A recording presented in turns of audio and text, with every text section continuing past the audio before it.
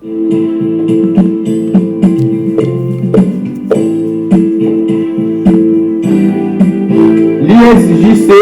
l'intimité avec le Seigneur Jésus-Christ, l'assurance absolue du salut de ton âme. Alléluia, alléluia. Bonjour, bonjour chers frères et sœurs en Christ. Bonjour monsieur tout le monde qui regarde en ce moment. Tu as été invité par le frère, par la sœur pour regarder ou pour écouter les enseignements de l'ISJC, l'intimité avec le Seigneur Jésus-Christ. Je suis très content de vous retrouver dans le cadre de notre émission qui passe 2 fois par semaine. Le quiz, l'émission la plus spirituelle de ce ministère parce que nous traitons de la présence de Dieu. Mais nous prions au nom puissant de Jésus-Christ. Je prie que toi qui regardes maintenant, que la gloire de Dieu descende là où tu es assis en ce moment en train de regarder cette vidéo. Que la gloire de Dieu descende dans ta maison, dans ta chambre, où est-ce que tu te trouves, dans un lieu calme, pour reçois tout ce que tu vas entendre. Au nom puissant de Jésus-Christ, que cela transforme ta vie au nom puissant de Jésus. Saint-Esprit, prends contrôle et parle à ton peuple maintenant au nom de Jésus, en amenant toute pensée captive à l'obéissance de la parole de Dieu, au nom puissant de Jésus-Christ. Je couvre le studio ici par le sang de Jésus. Je couvre toi qui me regardes, toi et toute ta famille par le sang de Jésus. Soyez tous protégés par ce sang. Au nom de Jésus-Christ, nous avons prié. Amen. Alléluia, alléluia. Eh bien, nous voici de nouveau ensemble. Pour, n'est-ce pas, notre émission dans ce studio, le studio 12 de l'ISJC, ici même à Dallas, aux États-Unis. Eh bien, je suis content de vous retrouver. Dernièrement, nous avons traité de notre quiz 70. La question était de savoir pourquoi Jésus n'avait pas dit toute la vérité avant sa crucifixion aux disciples, aux 12, néanmoins aux 12. Et nous avons vu à travers les Écritures que, par exemple, Jean chapitre 16, verset 6, que si ils avaient connu toute la vérité, ils allaient se barrer. Il y allait avoir un problème de témoignage. Vous comprenez? Le témoignage ici, c'est effectivement la Bible que tu lis en ce moment, cette Bible-ci. C'est ça le témoignage. C'est ça le témoignage. La Bible, c'est le témoignage. Ok. Nous n'allions pas avoir le Nouveau Testament. N'en parlons plus des épîtres. Qu'est-ce qui allait rapporter toutes les œuvres que Jésus-Christ a pratiquées durant son ministère terrestre? Si les disciples avaient su que les choses allaient se passer de cette manière, vous comprenez? S'ils avaient su que après ça, pour maintenant retrouver Christ, pour retrouver leur maître, cette fois-là spirituellement, il fallait aller au travers de l'intimité avec le Seigneur Jésus-Christ. Oui, ce sacrifice qui consiste à aller s'asseoir seul dans un endroit calme et selon les méthodes qu'on t'enseigne, selon la méthode qui aboutit, tu vas t'asseoir là pendant des minutes, pendant des heures et chaque jour jusqu'à ce que le Seigneur se présente. Ils allaient tous fuir. Parce qu'ils n'avaient pas encore l'esprit. Ils étaient avec le Seigneur pour autre chose. C'est ce que nous vivons aujourd'hui. Nous avons plein de gens qui nous sollicitent, qui viennent dans cette affaire. Mais plutôt, ils viennent pour autre chose. Ils ne viennent pas pour chercher la face du Seigneur Jésus-Christ. Regardez par exemple Thomas.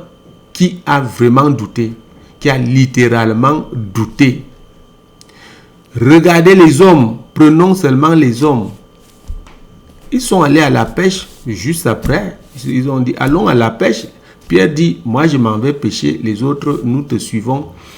Ils n'avaient pas trop le souci de Jésus. Toutes les paroles qu'il leur a dites, ils avaient oublié. Pourquoi? Parce qu'ils n'avaient pas encore le Saint-Esprit. Vous comprenez? Donc, Jésus-Christ a tout fait pour les consoler après avoir entendu la prophétie concernant sa crucifixion, sa mort et son départ. Son retour chez le Père, vers le Père. Il les a consolés après. Il dit non, j'ai beaucoup de choses même encore à vous dire. Mais ne vous affligez pas, ne soyez pas tristes. Car dans un peu de temps, je vais vous revoir. Vous comprenez, je vais vous revoir. Et votre joie sera totale. Personne ne pourra vous l'enlever. C'était donc à leur époque là. Il est bel et bien revenu. Après 3 jours, ils se sont réjouis. Il leur a tout donné. Il leur a donné l'onction. Il leur a donné le Saint-Esprit. Il leur a donné le poisson. Et même des paroles. Des bonnes paroles encore avant son départ. Donc, tout ceci pour qu'il soit le témoin oculaire du départ. Parce que ça, c'est... Vous comprenez, la crucifixion, tout le monde a vécu la crucifixion. Mais sa résurrection n'était pas donnée à tout le monde de voir. Ce n'est que ses disciples qui le voyaient. Vous voyez encore, qui le voyaient. Vous voyez le mystère. Ce n'est que ses disciples qui le voyaient. Waouh! Plus de 40 fois, il leur a apparu. Ce n'est que ses disciples. Le reste ne le voyait pas. Et d'ailleurs, il le dit dans Jean chapitre 14. Le monde ne me verra plus, mais vous, vous me verrez. Car je vis. Car je vis. Il ne venait pas pour rien, il n'est pas revenu pour rien. C'était pour leur donner donc des choses. C'était pour les impacter, pour compléter la formation, pour qu'ils soient affermis, afin qu'ils puissent porter ce témoignage dans les écueils, les persécutions. C'est grâce à ces gens-là, aux 12, que nous avons le Nouveau Testament aujourd'hui. Aujourd'hui, si Jésus ne les avait pas apaisés avant de partir, ils allaient tous se barrer, ils allaient tous fuir. Donc voilà, je voulais revenir dessus. Je voulais revenir dessus pour que vous compreniez très bien ce que le Seigneur a fait. Le Seigneur a formé une équipe et l'Église doit être cette équipe-là aujourd'hui avant de former aussi. Ça se passe donc de génération en génération. Je ne fais que vous expliquer ce que c'est que ce ministère, l'intimité avec le Seigneur Jésus-Christ. Vous comprenez? C'est-à-dire que là, je t'enseigne comment tu pries pour que le Seigneur vienne te rencontrer là où tu es. Il te rencontre, il te fait passer par le même chemin pour aller vers le Père, pour que tu sois adopté. Là, il purge le vieil homme qui te fait pécher chaque jour. Et voilà, tu es garanti. Tu ne peux plus aller en enfer. Tu vas te maintenir, même il suffit de surveiller ta personnalité. Il suffit aussi de persévérer dans la prière. Qu'est-ce que c'est que la prière ici? C'est ce voyage que tu fais entre le ciel et la terre. Spirituellement, nous voyageons chaque jour et nous sommes devant le Père, devant Jésus-Christ et le Saint-Esprit pendant des heures et des heures. Quand nous rentrons de là, quand je rentre de là, je suis paralysé. Je suis paralysé, glacé. J'apprends encore, mais c'est un bonheur immense. Un bonheur immense. Vous comprenez? On ne peut pas comparer cet amour, l'amour que Jésus-Christ a réservé à l'Église et que l'Église ne connaît pas aujourd'hui. On ne peut pas comparer. Vous comprenez? Je vous en prie de transférer ça. Abonnez-vous et transférez ces connaissances.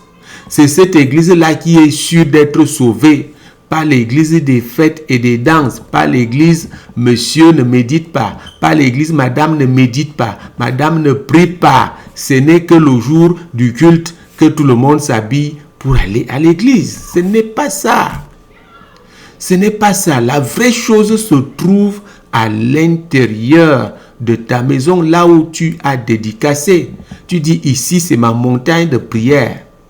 Ce n'est pas forcément en brousse. J'ai eu toutes ces choses. Je n'ai pas mis mes pieds en brousse dans une montagne quelconque. C'est dans une chambre aménagée à l'intérieur de ma maison que ça s'est passé.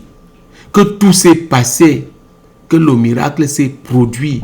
J'apprenais pendant les classes avec mon mentor. Et quand j'ai commencé à prier, à pratiquer, je vous dis, j'ai fait ce voyage, j'ai eu la percée au lieu très saint et 21 jours après, boum, voilà. Physiquement, le Seigneur est descendu, il m'a amené au ciel. Et nous avons eu ces noces. Vous comprenez que c'est une vie sucrée dont David a parlé. Ça va faire l'objet de notre quiz 71 que je n'ai pas pu donner dernièrement parce que nous n'avions plus le temps. Le quiz 71 dont je demandais de méditer sur le psaume 26 et d'identifier, n'est-ce pas, le témoignage que David donne. Le témoignage que David donne concernant son intimité avec Dieu. Cette place merveilleuse que nous visitons chaque jour spirituellement. Nous rentrons de là étant transformés, étant nourris, étant remplis. On ne parle plus d'onction et de tout le reste. Ça ne sert à rien d'aller manger la magie, aller prendre la magie. Les esprits des eaux font des choses aujourd'hui. Les gens vont les prendre. Et vous voyez ce mouvement-là. Nous n'avons pas besoin de ça. On a besoin de savoir, de connaissances. L'IEJC là. Abonne-toi, contacte-moi. Le quiz 71 est consacré ici au psaume 26. En lisant donc tout le psaume, tu trouves vers, n'est-ce pas, les deux versions, la version King James et cette version Louis II, tu trouves donc le verset 8 du psaume 26 qui dit: Éternel, j'aime le séjour de ta maison, lieu où ta gloire habite. Je vais un peu lire, un peu en traduisant, n'est-ce pas, la version King James qui dit: Éternel, j'ai aimé l'habitation de ta maison et la place où habite, où réside ta gloire. J'ai aimé l'habitation de ta maison et la place où réside ta gloire. Vous comprenez comment David apprécie cette place. Il a fait ce témoignage de son retour, comme moi-même qui vous parle et ceux que je forme retournent de là à la fin de la prière quand l'esprit te lâche. Quand l'esprit te lâche parce qu'il te connaît bien, il sait que tu as des préoccupations. Il peut te retenir au ciel pendant des heures et des heures. Quelle est ta capacité? Et quand il te quitte, donc tu retournes et tu fais... Quand le corps revient, parce que le corps meurt. Quand le corps revient, tu retrouves la mobilité. Il y a un plaisir immense. Et je vous dis, tu fais seulement comme ça la chose que tu veux. La chose est là. Quand j'arrive où je travaille, je trouve que le décor angélique est planté pour que ma voiture ait une place juste à la sortie. Le ministère des anges est activé. Voilà l'assurance du salut. Il y a une transformation qui se met en place. Voyez le témoignage de David. J'ai aimé l'habitation ici, c'est quoi? C'est la pratique de la présence de Dieu. Et ta maison, ici, c'est le lieu très saint. Vous comprenez? En regardant le modèle du tabernacle au désert, il y avait Le parvis extérieur, c'est là où il y avait les sacrifices et tout le reste. Le lieu saint, c'est la salle d'attente. On pouvait trouver la table de pain et puis le chandelier. Et puis donc un peu plus loin, avec le rideau au milieu, le lieu très saint. C'est ça, spirituellement, ce que ça veut dire. C'est l'endroit où se trouve Dieu en ce moment-ci. Et le chrétien peut arriver à cet endroit-là en pratiquant l'intimité. Et quand tu arrives donc là, qu'on appelle l'habitation, c'est-à-dire la présence de Dieu, tu es baigné parce qu'il est devant toi, tu es baigné, trempé dans sa présence. Voilà ça. Tu as besoin d'être enseigné. L'Église a besoin d'être sauvée véritablement. C'est pourquoi nous distinguons, et dans la Bible, je vais parler de ça prochainement, nous distinguons deux saluts. Si vous voulez, deux étapes. La première étape du salut est perdue, pratiquement le même, je peux même dire pour tout le monde. À quoi ça sert de servir des eaux du baptême où bel et bien le vieil homme est parti? Tu es saint. Mais cette copine-là, que tu as isolée là pour aller naître de nouveau, elle revient le même soir. Cet homme-là te rappelle pour dire, hey, tu as oublié, nous devons aller au restaurant. Cet homme qui est peut-être marié, vous comprenez, c'est ce que l'Église vit en ce moment. Voici la vérité. Ils sont assis, vous êtes assis, nous on est assis dans des églises alors que le salut n'est même plus là. On ne parle même pas du péché, on n'enseigne pas sur le péché, c'est interdit de parler de ces choses parce qu'ils vont partir. Ils vont partir. Vous comprenez, vous vous amusez. Corps de Christ, nous sommes dans des problèmes, nous nous amusons. Nous nous amusons. Jésus-Christ peut t'amener comme ça, il te montre une foule nombreuse dans une église. Il te dit, là où tu vois là, aucune personne n'est sauvée. Vous entendez ça? Une foule nombreuse, je ne stigmatise pas la dimension ou quoi que ce soit. Ça peut aussi être dans un petit endroit, mais c'est un malin qui a regroupé les gens. Et il peut aussi montrer, mais il y a des endroits où il te montre un de ses serviteurs prêchant sous le manguier, sous les palmiers. Il dit, voici mon serviteur. Qu'est-ce que cet homme est en train de dire? Il parle par exemple du péché. Il parle du sang de Jésus-Christ. Il parle de la sanctification. Voilà les choses qui plaisent au Seigneur Jésus-Christ. Alléluia. Vous comprenez? Je vais vous donner aussi maintenant le prochain quiz. Allez réfléchir donc dans le psaume 30, le psaume 139, le psaume 139 donc, vous allez méditer là-dedans. Et je vais vous demander d'identifier quand même, de faire un rapprochement jusqu'à un certain niveau, les paroles d'intimité, les paroles d'union entre David et Dieu. Le psaume 139, vous pouvez le lire, le psaume 139, et identifier les versets bibliques qui montrent que David il a connu l'intimité avec Dieu, avec le Seigneur Jésus-Christ. Donc là, c'est le quiz donc 72. Le quiz 72. Et c'est ça qu'on va traiter dernièrement, qu'on va traiter prochainement. C'est ça qu'on va traiter prochainement. Vous comprenez? Alléluia. Eh bien voilà, vous avez entendu des choses ici que vous devez garder. C'est pour la garantie de votre salut. Recherchez cette pratique, la pratique d'intimité qui aboutit maintenant à la présence de Dieu, qui transforme réellement. Comment tu vas faire pour ne plus pécher si tu ne vis pas dans cette présence et tu ne peux pas aller là à pied, tu ne peux pas aller de toi-même. Tu dois être formé.